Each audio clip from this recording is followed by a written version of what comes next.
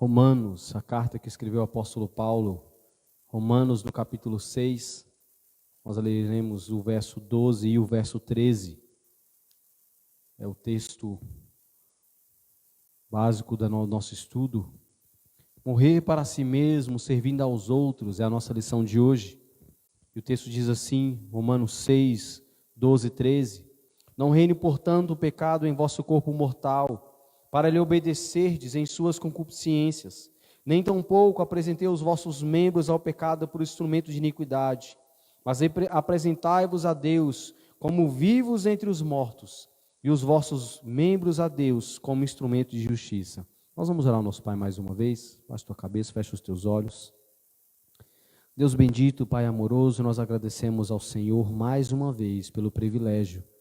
Privilégio esse, ó Deus, de sermos teus filhos, de estarmos reunidos a te louvar, a te bendizer, de ouvir a tua palavra.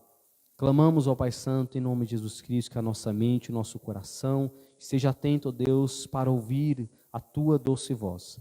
Agradecemos, Pai amado, pela oferta que foi colhida. Ó Deus, nos dê sabedoria, maturidade, direcionamento para usá-lo, ó Deus, na tua obra.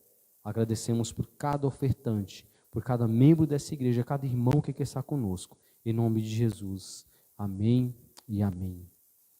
Como filhos de Deus, você tem responsabilidade e o privilégio de ministrar ao lado de outros no corpo de Cristo. Deus lhe concedeu tudo quanto você precisa para realizar os propósitos divinos em suas áreas de serviço, cumprindo a sua parte na edificação do corpo de Cristo e glorificando o nome de Deus. Então, um texto muito claro para nós, diante de um conhecimento que temos sobre algo que tem que ser feito a partir do momento que nós nos tornamos cristãos. A palavra de Deus nos adverte diversas vezes. Nós somos membros do corpo de Cristo. Nós somos pessoas integradas a Cristo, tanto no projeto de salvação que Deus projetou para nós, o plano da salvação apresentado a nós após isso ter recebido. Nós devemos viver dia após dia com a consciência que nós não somos desse mundo. Então a revista traz para nós aqui um texto: morrer para si mesmo servindo aos outros. É um projeto claro de Deus para toda a igreja. Nós já perguntamos aqui várias vezes, quem é a igreja? Você não é igreja individualmente. Nós, junto com os irmãos espalhados por todo o mundo, somos a igreja de Cristo. Então, pastor, mas o que eu sou então? Um membro do corpo dessa igreja. Você é um tijolinho colocado ali para fazer, juntamente com seus irmãos, o cumprimento da obra que Cristo nos deu. E para isso, a ação, dia a dia, servir ao próximo. Começando dentro da tua casa, dentro da tua igreja e assim também na sociedade. O texto de Mateus 28, 18 a 20, nosso irmão vai estar lendo. E chegando-se Jesus, falou-lhes dizendo: É-me dado todo o poder no céu e na terra, portanto, ide, fazei discípulos de todas as nações, batizando-os em nome do Pai, e do Filho e do Espírito Santo, e ensinando-os a guardar todas as coisas que eu vos tenho mandado. E eis que eu estou convosco todos os dias até a consumação dos séculos. É Cristo dando a promessa de que Ele está conosco e nos dando uma ordem para que nós saiamos, anunciamos o Evangelho. Eu quero o controle do ar-condicionado. Então, ponto 1 aqui, nas divisões. Desliga para mim, por favor. Como crente em Jesus Cristo, você recebeu tudo quanto necessita para ministrar. Deu-lhes o seu Filho, o único que pode proporcionar vida abundante e acesso a Deus. O texto de Atos 1:8, por favor.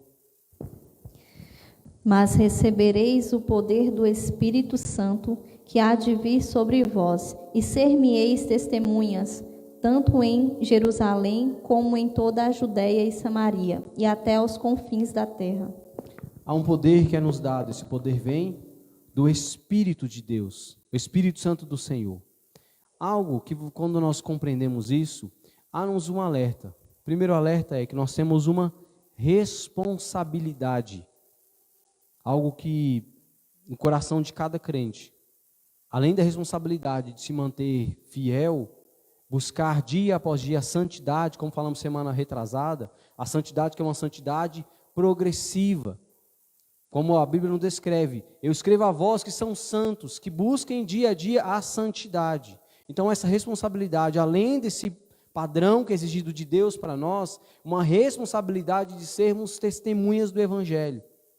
Então ser alguém que morre para si mesmo, servindo a outros, tendo a consciência que isso é uma obrigação, uma responsabilidade que cada cristão tem. Um outro ponto também que tem que ser analisado a nós é, isso é um privilégio.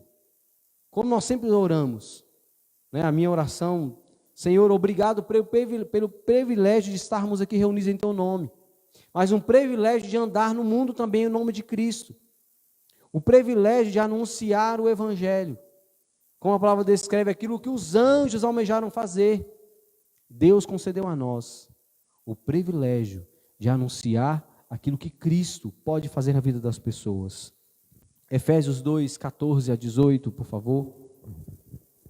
Porque Ele é a nossa paz, o qual ambos os povos fez um, e derrubando a parede de separação que estava no meio, na sua carne desfez a inimizade, isto é, a lei dos mandamentos, que consistia em ordenanças, para criar em si mesmo, dos dois, um novo homem, fazendo a paz, e pela cruz reconciliar ambos com Deus em um corpo, matando com ela as inimizades, e vindo, ele evangelizou a paz, a vós que estáveis longe e aos que estavam perto, porque por ele ambos temos acesso ao Pai em um mesmo Espírito.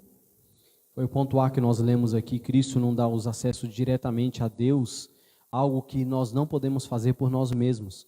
Não há nenhum outro meio de alcançar a Deus que não for por Cristo Jesus. Então, como a Nessa leu aí em Efésios 2, o texto deixa bem claro que esta ação, né, feita por Cristo Jesus, nos aproximando a Deus, é algo que é uma vida abundante, numa convicção de que nós agora temos uma ligação direta com o próprio Deus. A lição número 1, a disposição do homem é sempre contrária à disposição de Deus. Mas que em Cristo Jesus, como nós lemos aqui, o princípio bíblico de mudança baseado naquilo que Cristo fez e na convicção de que a palavra de Deus é viva e eficaz, transforma a minha e a sua vida, entra no princípio básico como nós falamos aqui. O primeiro propósito da lição. O propósito da lição é mudarmos biblicamente, olharmos todas as esferas desse mundo, da nossa vida, a um olhar de Deus. A partir disso, nós começamos a comparar aquilo que agrada e não agrada a Deus, baseado no que está escrito na palavra. Tendo isso concreto em nossa vida, é óbvio que uma crescente no conhecimento da palavra de Deus, você se torna apto para fazer isso na vida de outros. Como que você pode anunciar o Evangelho para alguém se você primeiro não foi transformado pelo Evangelho? Então, princípio 1, a primeira lição que nós tivemos aqui foi: a arte de mudar biblicamente provém de Deus, mas exige de nós uma dedicação à palavra do Senhor. Como que você pode conhecer a palavra de Deus se não for uma dedicação e uma dependência do Espírito do Senhor? Nós chegamos, como falava aqui mais cedo, chegamos ao ponto da nossa vida em que nós temos que ensinar o óbvio. Martinho Lutero, se não me engano, fala isso desde o século XV, XVI. Chegamos ao ponto em que temos que ensinar para as pessoas o óbvio. Ou quando perguntaram, um grande teólogo, o que é mais importante, a leitura ou a oração? A resposta foi: o que é mais importante para um passarinho? A asa esquerda ou a direita? Sem uma das duas ele não voa. Então, para um cristão mudar biblicamente, nós temos que nos dedicar na dependência de Cristo. E por que isso é tão óbvio? Porque chegou ao ponto em que, como falávamos aqui domingo, em que as pessoas começam a questionar sobre a veracidade, sobre a autenticidade da própria palavra. Se ela realmente é verdadeira e você acredita nisso, o quanto dela tem dentro de você? É forte a pergunta. Porque nós professamos a Cristo como o Senhor de nossa vida, de uma maneira quase que cotidiana, não é isso? Você faz isso todo dia. Mas o quanto disso é verdade na tua própria mente, ao ponto de você se dedicar à palavra do Senhor? É tão fácil você se perder nas horas, mergulhado no Facebook, no YouTube, no Instagram, mas às vezes meia hora lendo a Bíblia como se fosse um fardo. Então, como mudar biblicamente? Sem primeiro que haja em você o sentimento, como Cristo diz, que haja em vós, Paulo dizendo, que haja em vós o mesmo sentimento que houve em Cristo Jesus, o sentimento de amor, de adoração a Deus acima de todas as coisas. Cristo cumpriu todo o seu ministério, dedicado em oração. Precisava Jesus Cristo orar? Ele não era Deus? Isso nos mostra o quanto que a comunhão com Deus é extremamente importante. E o próprio Deus nos ensina. Deus não fala algo para nós que é tão somente por orgulho, vaidade, mas Ele fala porque Ele nos ama. Então, quando Ele diz para vocês, sejais em constante oração, estejam em constante oração, medite na palavra do Senhor de dia em dia, dia e noite, para não pecar contra o próprio Deus. O quanto da palavra de Deus há no teu coração. E a resposta bíblica para esse mal, para essa vontade contrária, é tão somente a dedicação que se baseia na vida de Cristo. Uma outra pergunta, quanto da Bíblia você tem e quanto de Cristo você conhece? Jesus é o meu pastor, Ele é o meu Senhor, Ele é meu Salvador. O quanto você conhece de Cristo? Se te perguntarem, a lição 2 aqui, se alguém te perguntar a razão da tua fé, como que você responde? Por que você é evangélico? Você é evangélico porque, sei lá, é legal. Falei hoje aqui mais cedo, aqui, o povo riu de mim. Porque o povo é bacana, a igreja é bacana, o pastor é bonitão. Qual é a motivação sua para estar aos pés da cruz? Se Cristo não for o teu Senhor, de nada serve. Não há nenhuma motivação para estar aos pés da cruz, se essa motivação não for Cristo. Ele é o meu Senhor. Ele é o meu Senhor, eu amo. Eu tiro tempo da minha vida, do meu dia, para conhecê-lo. Como eu sempre digo aqui, não é o que Cristo faria no meu lugar, é o que Cristo fez. Como que eu posso seguir os passos de Jesus? Porque seguir os passos de alguém que já andou, já caminhou, é seguir os passos de Cristo a tal ponto de se sujar com a poeira que sai dos pés dele.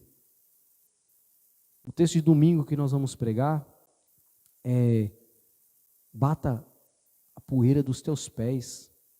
Quando você for em algum lugar, pregar o evangelho, entrar em alguma casa, e essa verdade for renegada, não carregue consigo nem a poeira dos teus pés, para que eles, aqueles que negaram, eles prestaram conta de Deus. E Cristo ainda diz: haverá menor rigor, menor juízo para Sodoma e Gomorra do que para eles. O quanto de Cristo nós o conhecemos, para que essa verdade seja uma verdade nas nossas vidas. De estarmos sempre prontos para anunciar o Evangelho, mesmo que neguem. Eu vivo o Evangelho. Para viver o Evangelho, Cristo tem que ser o Senhor da tua vida, não só da tua boca. Então, mudar biblicamente começa por conhecer e viver o caráter de Cristo. Ponto 2. Deus lhe deu a sua palavra, que fornecerá a você orientação específica em cada área da sua vida. 2 de Timóteo 3, 16 e 17.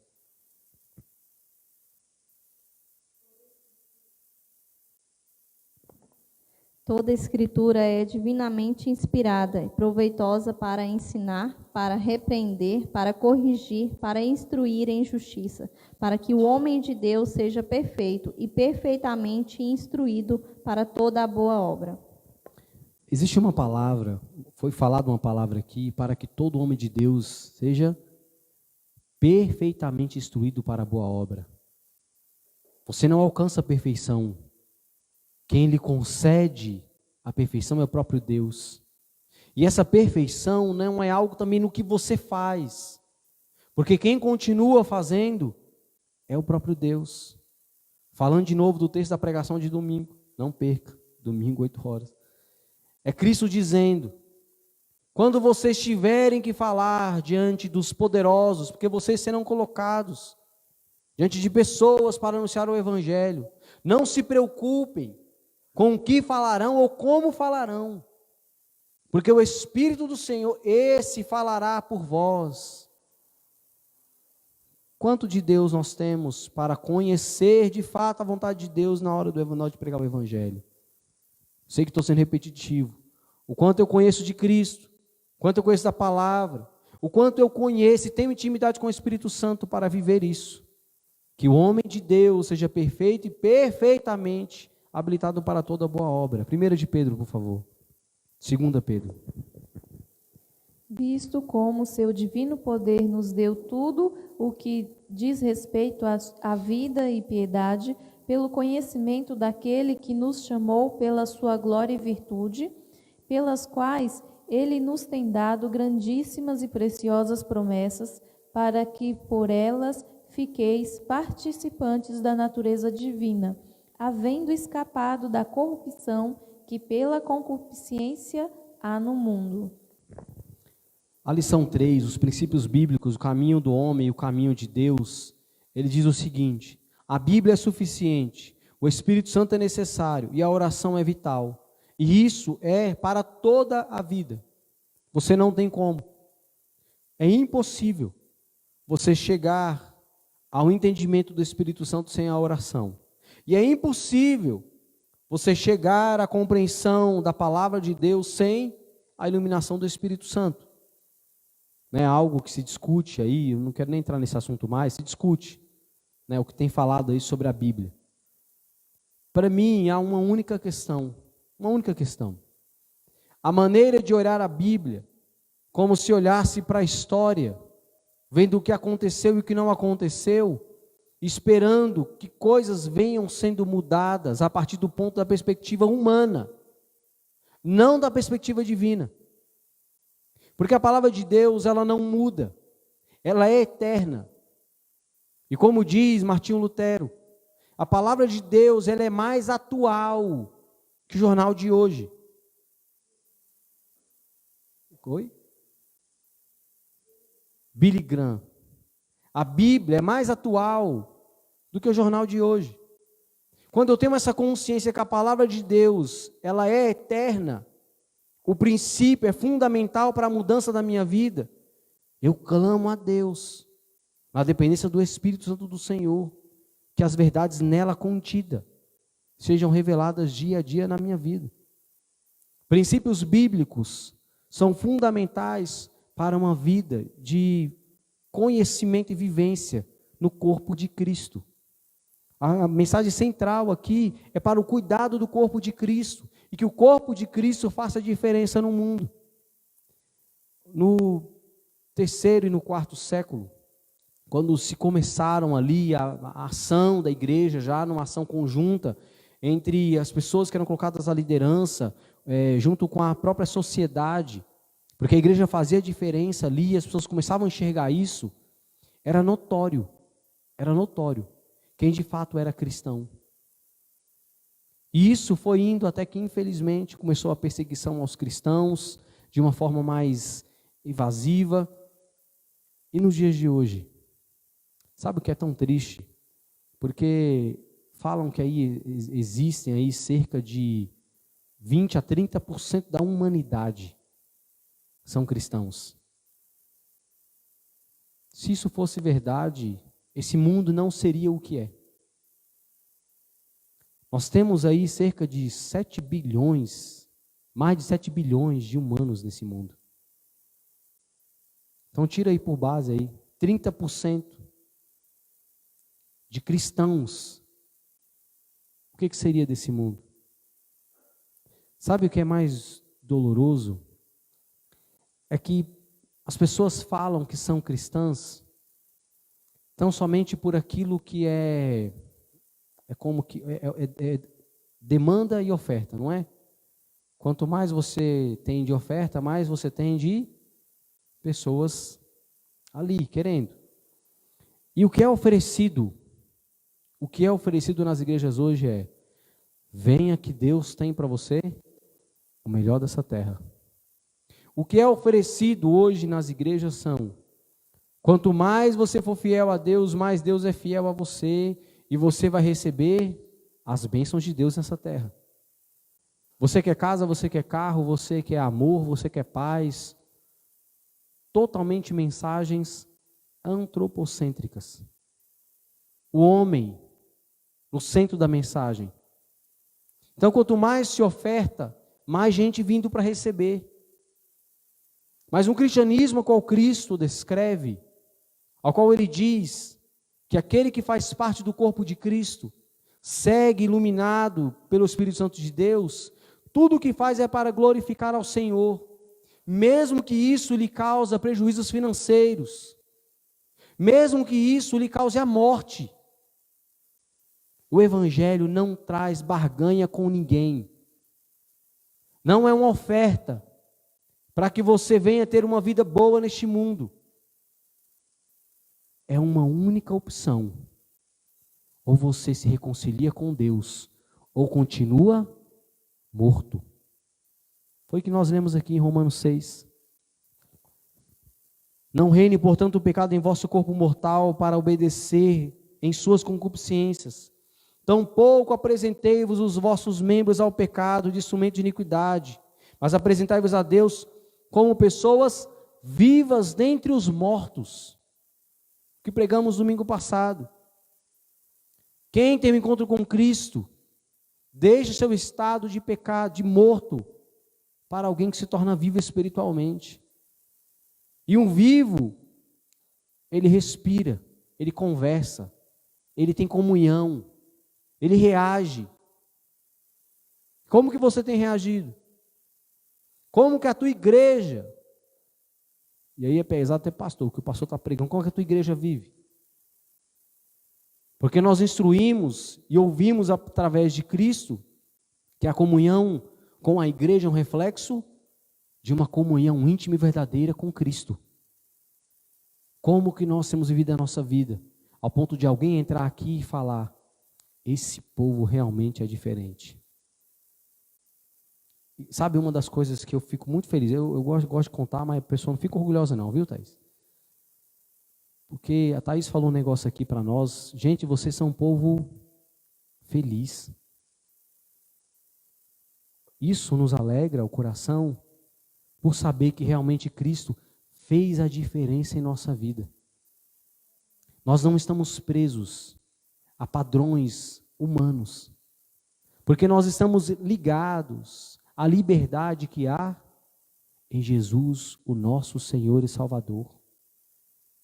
E é uma liberdade que não é para libertinagem, é uma liberdade para que a paz que excede o entendimento guarda o coração, porque Cristo reina em nossas vidas. Mas o quanto disso tem impactado o lar onde você vive, o lugar onde você trabalha, ou a comunidade onde você está sempre presente. O ponto C: Deus enviou o seu Espírito para habitar em você, fortalecê-lo e ajudá-lo a orar e entender as coisas de Deus.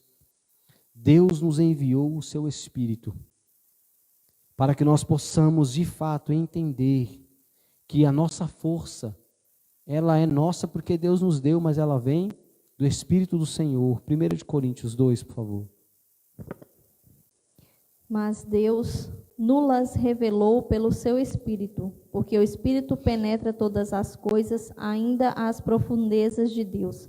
Porque qual dos homens sabem as coisas do homem, senão o Espírito do homem que nele está? Assim também ninguém sabe as coisas de Deus, senão o Espírito de Deus. Mas nós não recebemos o Espírito do mundo, mas o Espírito que provém de Deus, para que pudéssemos conhecer o que nos é dado gratuitamente por Deus. É nos dado gratuitamente, e sabe o que é mais impressionante? é que, infelizmente, igrejas têm anunciado um evangelho que não é algo colocado como sendo a graça. Sabe uma história muito interessante? No livro de Cosmovisão, por Paul... não vou lembrar o sobrenome. Esse homem diz o seguinte: um missionário foi fazer uma pesquisa numa tribo, e ao chegar lá, ele chega na tribo, assim, no vilarejo, ele encontra algumas casas com cruzes brancas pintadas nas portas ou nas paredes. E no primeiro momento ele olhou aquilo e falou: poxa, que legal, né? O evangelho está aqui presente.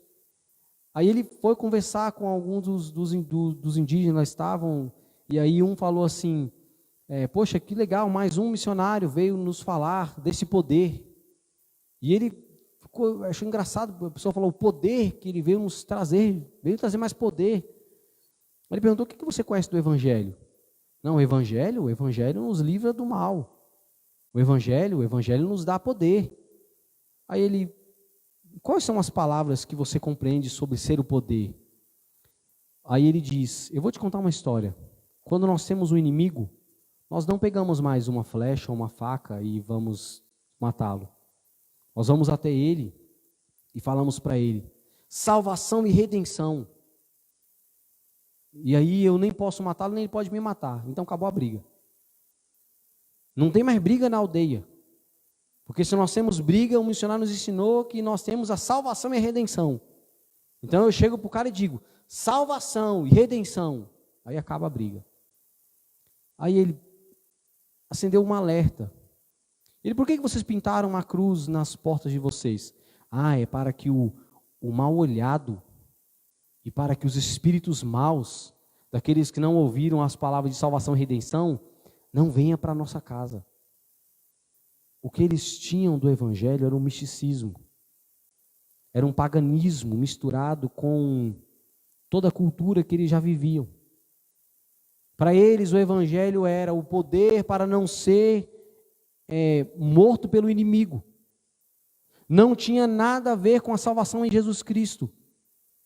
Para eles, a cruz na porta é para que os espíritos maus, quando visse a cruz, não entrasse naquela casa.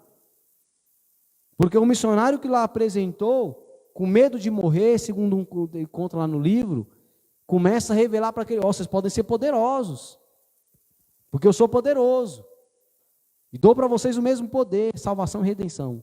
Aí não mataram ele. Aí esse missionário, com a dura missão de corrigir todo aquele mal entendido e anunciar que a salvação e a redenção não é nesta vida, para o corpo humano. Embora Cristo nos faz, mas a salvação e a redenção é para a nossa alma, para uma vida plena, a confiança de que Deus é o nosso Deus, de que o Senhor é o nosso Salvador. E no ponto 2, Deus tem um plano específico, ou aqui, como falamos, um propósito de ministério para você e para cada um dos demais crentes. Deus dá a cada crente um mínimo de dom espiritual, além de talentos e habilidades. Essa provisão graciosa não é para o seu uso pessoal, mas para o serviço e edificação do corpo de Cristo. Crescer e desenvolver espiritualmente e nos dons que Deus nos dá, não é para o nosso orgulho, é para que a igreja desenvolva. Então, o primeiro ponto a respeito disso: Deus dá muitos talentos. Aos salvos em Jesus Cristo, Deus dá os dons. E tanto um quanto o outro, na vida do cristão, é para edificação da igreja. Então, se você sente de Deus, que Deus tem te dado algum dom, não titubeie de usar ele. Coloque diante do Senhor aquilo que Deus te deu, que Ele te deu para o crescimento da obra dele. Efésios 4,16. Do qual todo o corpo, bem ajustado e ligado pelo auxílio de todas as juntas, segundo a justa operação de cada parte, faz o aumento do corpo para a sua edificação em amor. A edificação, para aumentar, para edificar e crescer, são princípios que vêm do Espírito Santo. para uma igreja que está ativamente ligada ao corpo de Cristo. O nosso propósito, o nosso privilégio, a nossa responsabilidade é saber que você só vai conhecer essas coisas buscando e vivendo dia após dia na dependência de Deus. Como anda a nossa vida de comunhão com Deus para saber o que é, o que não é da vontade do Senhor? São tantas as questões que nós colocamos nesse mundo que às vezes elas, se de fato fossem colocadas aos pés de Cristo, assim como o trabalhar, o viver segundo a vontade dele, ficaria para nós tão claro. Eu sei que não é fácil. Poxa vida, o que Deus quer de mim? Descobrir isso, assim de uma forma tão clara e objetiva, é tão somente você buscar naquilo que você tem prazer de fazer, alegria de fazer, ou até mesmo sabendo que aquilo pode trazer algum proveito para que alguém cresça espiritualmente, ou até mesmo você seja instrumento de Deus para a salvação de almas. Porque como a Anissa leu aí em Efésios, o propósito é para a edificação e o crescimento do corpo de Cristo. Como você tem vivido diante disso? Deus tem dado diferentes dons espirituais a seus filhos, para realizarem diversos ministérios de modo efetivo e harmonioso, condizendo com a utilidade do corpo de Cristo. Eu não pedi para vocês lerem, mas por favor, para mim aí, 1 Coríntios 12, 4 a 6. Se eu achar aqui, eu já leio também. 1 Coríntios 12, diz assim a palavra do Senhor: ora, há diversidade de dons, mas o Espírito é o mesmo. Há diversidade de ministérios, mas o Senhor é o mesmo. Há diversidade de operações, mas o Deus que opera tudo em todos. Mas a manifestação do Espírito é dada a cada um para o que for útil, porque a um pelo Espírito é dada a palavra de sabedoria, a outro pelo mesmo Espírito a palavra de conhecimento, e a outro pelo mesmo Espírito a de fé, a outro o mesmo Espírito aos dons de curar, e a outra operação de maravilhas, a outra a profecia de dom de discernir os espíritos, outro variedade de línguas, outro a interpretação das línguas, mas um só é o mesmo Espírito que opera todas as coisas, repartindo particularmente o que cada um e como o quer. Uma afirmação que é nos dada a respeito disso, na linha da teologia, que esses dons são divididos em três: os dons pedagógicos, os dons sobrenaturais e os dons comunicativos. Os dons pedagógicos são aqui os dons de sabedoria. São os dons ali onde você vai apresentar para as pessoas aquilo que Deus te deu. Você vai repartir com outros aquilo que veio do Senhor para você, tanto na habilidade do falar, do conhecer, do saber. Isso é uma questão que é dada por Deus para a edificação da igreja, o crescimento da igreja. Os dons sobrenaturais são aqueles que se referem na questão do agir. É o dom de curar, é o dom de transformar pessoas, algo que Deus faz através da palavra, mas usando outras pessoas. E o dom comunicativo, que é o de interpretação, o de falar em línguas, são dons. E nós sabemos isso, que a Bíblia descreve para nós, que algumas dessas coisas são coisas que foram escritas para a igreja primitiva. São coisas que foram utilizadas no período em onde a igreja começou a anunciar o Evangelho. Então, os dons em que nós devemos adquirir e buscar diante do Senhor são aqueles que hoje ainda, eles são ativamente para a edificação da igreja e crescimento. Não que Deus não possa fazer algo, porque Deus pode. Se Deus quiser ressuscitar alguém, claro que Ele pode fazer. Mas eu acredito, não só eu, a grande maioria da linha teológica fundamentalista, qual seria a ação hoje em Deus ressuscitar alguém, ainda mais no meio em que nós vivemos? Já matei o João algumas vezes, vou matar de novo, João. João morreu, aí está aqui o João, aí o pastor ora lá, em nome de Jesus, João, levanta aí, o João levanta. Essa igreja ia estar aqui cheia de gente que não viria, de fato, pelo Evangelho. Viria pela cura, viria pelo milagre. Então a nossa consciência deve ser: Senhor, eu sei que Tu és o Deus Todo-Poderoso. O que for do Senhor para mim que seja claro. E que eu tenha plena consciência de como devo agir dentro do Teu ministério. desenvolver os dons que de fato vêm do Senhor para a edificação da igreja. E tantos outros dons. Se nós formos aqui fazer separação de dons, quantos estão em nosso meio e são desprezados? A Bíblia fala que há dom de oração, há dom de compaixão, dom de misericórdia, há o dom de contribuição. E Paulo, quando ele alerta a igreja, por que vocês estão aí procurando o dom de falar em línguas? Há tantos outros dons que são mais importantes. E vocês estão presos às coisas que demonstram o poder do homem? Isso não serve de um alerta, a nossa humildade diante do Senhor. Eu tenho de fato buscado aquilo que vai agradar ao Senhor ou vai me agradar? Porque se de fato é o Senhor, talvez algumas coisas em nosso meio, digo não aqui na nossa igreja, mas digo no meio evangélico, não haveria tantas discussões, não haveria tantas pessoas buscando viver cada vez mais essa necessidade de mostrar que é espiritual. Porque a verdadeira espiritualidade, ela se revela na humildade do cristão. Como nós somos diante de Deus. Isso nós refletimos também na igreja. O ponto C. Ponto D. Da vida, da história da igreja, os dons espirituais têm sido concedidos a indivíduos para o benefício do corpo de Cristo e para a glória de Deus. Há 3 passagens bíblicas aqui, que vocês vão ler, por favor, que vão expressar para nós essa verdade. Romanos 12, 6 a 8. De modo que, tendo diferentes dons, segundo a graça que nos é dada, se é para a profecia, seja ela segundo a medida da fé. Se é ministério, seja em ministrar. Se é ensinar, haja dedicação ao ensino. Ou o que exorta, use esse dom em exortar. O que reparte, faça-o com liberdade. O que preside, com cuidado. O que exercita misericórdia, com alegria. O texto é muito claro, ainda diz para nós aqui. Profecia, serviço, ensino, exortação, contribuição e liderança. São dons que Deus dá à igreja para a edificação da igreja. O outro está lá em 1 Coríntios 12, 8 a 10. A palavra de sabedoria, a palavra de conhecimento, fé, dom, cura, operação de milagres, etc. Por favor, leia o texto.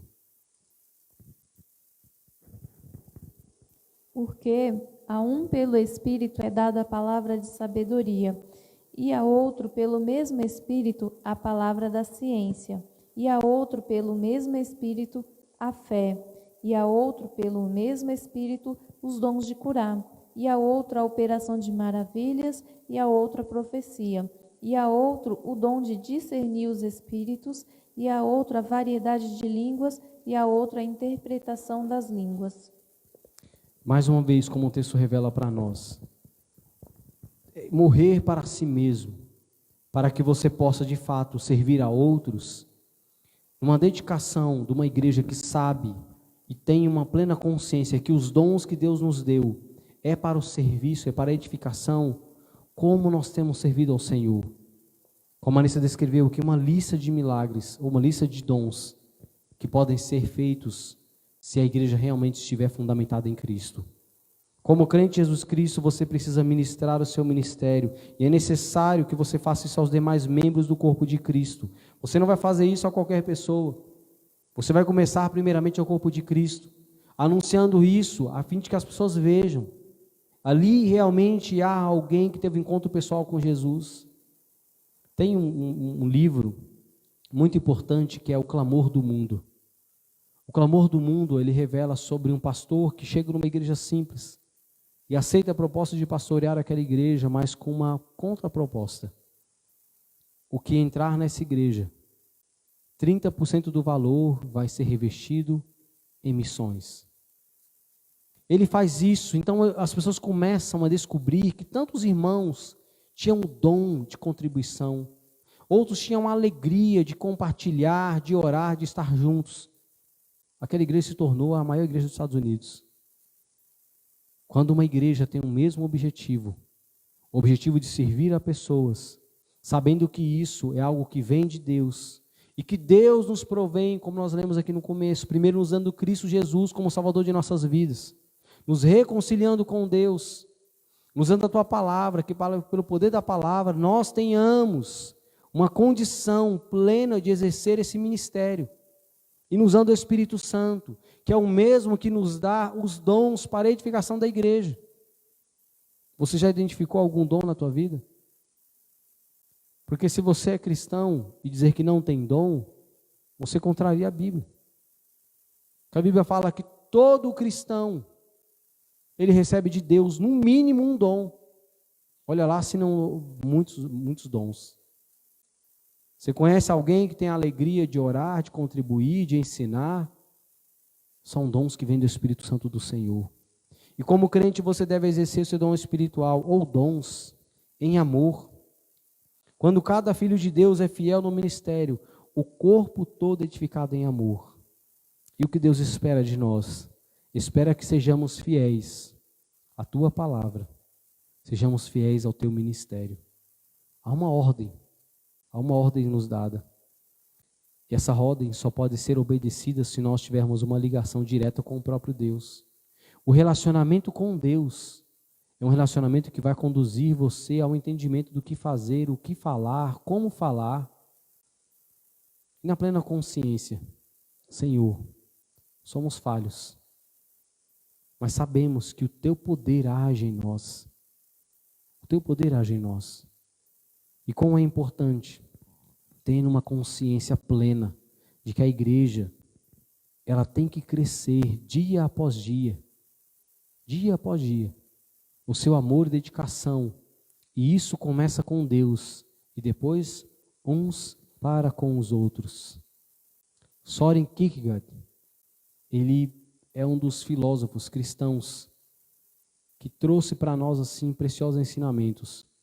E um dos que me fascinou é que um cristão, um verdadeiro cristão, ele sempre está pronto, mesmo quando ele falha, ele está pronto para ir diretamente à fonte da vida e à fonte da sua salvação. Um verdadeiro cristão, dentro dele está uma bússola que aponta para Deus. Como está o nosso coração? Porque não importa se você pecou no dia de hoje. O que importa é se você realmente encontrou com Deus e a tua vida foi realmente religada a Ele por Cristo Jesus. A sua demonstração é através da igreja onde você vive, da família com quem você mora, das pessoas que olham para você e sabem que você não é mais o mesmo, que você é uma nova criatura em Jesus Cristo. Então, morrer para si mesmo e viver para os outros começa na consciência de que Deus nos deu o seu único Filho. Deus nos deu a sua palavra que é fiel e verdadeira e nos deu o teu Santo Espírito para que possamos, através desses 3 pontos que falamos, ter uma vida edificada, cada vez mais crescente e abundante em amor, para a honra e glória do nosso Deus. E para finalizar, continue a julgar a si mesmo à luz da palavra de Deus, verificando se as suas motivações para servir, elas de fato vêm de Deus e vão para Deus. Não se compare com outros, nem avalie o serviço apenas pelos seus sentimentos. Você não deve pensar em menos nem mais com respeito à participação no corpo de Cristo, pois cada corpo, cada membro é parte importante da unidade do corpo de Cristo. Então, pelo amor de Deus, não fique olhando para o vizinho, ou para a igreja vizinha, ou para quem quer que seja, se essa pessoa é melhor ou não em algo que você gostaria de fazer. Mas examine-se a você se o que você faz no corpo de Cristo é realmente como deveria estar sendo feito. É realmente aquilo que agradaria a Deus. Você tem dado o seu melhor? Você tem realmente buscado uma vida de oração, uma vida de comunhão com a palavra, para que você possa crescer à luz do conhecimento e da verdade de Deus? Não há crente perfeito. Tenha essa consciência. Não há ser humano perfeito.